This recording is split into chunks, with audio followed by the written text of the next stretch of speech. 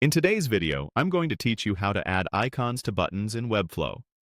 We'll walk through finding a reliable icon source, installing it in your Webflow project, and choosing an icon that fits your button style. Start by opening your Webflow project in the Designer so you're looking at the page where your button lives. From there, follow the highlighted prompts in the interface to access the Webflow apps and search for an icon tool. In the search bar, type the name of the app we'll use, Icon Drop. This tool gives you access to a huge library of icons and lets you insert them into Webflow with a single click. Plus, you can match colors to your design system. When you see the Icon Drop result, open the full listing to view details, then choose Install on Site. If you're prompted, select the correct site and authorize the connection. You may be asked to log in or sign up before continuing. Go ahead and complete that. Then return to the Icon Drop panel.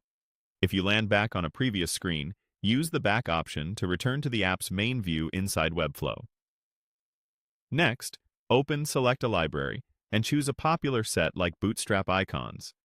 This keeps your visuals consistent and easy to style. Now, make a selection from the library.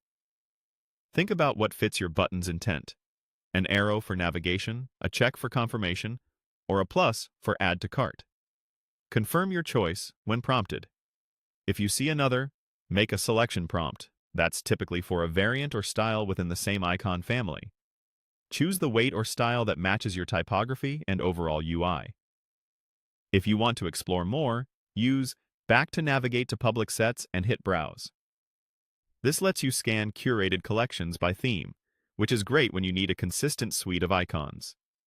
After browsing, use Back to return to your workspace.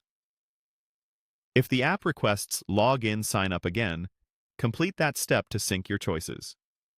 Once you select an icon, Icon Drop will insert it into your project, ready to place near your button label. For the cleanest result, set your button to display as Flex with center alignment. Add a small gap between the icon and text, and scale the icon to roughly match your font size. Use current color for the icon fill so it automatically inherits hover and pressed states. Finally, test the button on different breakpoints to confirm the icon scales nicely and maintains legibility.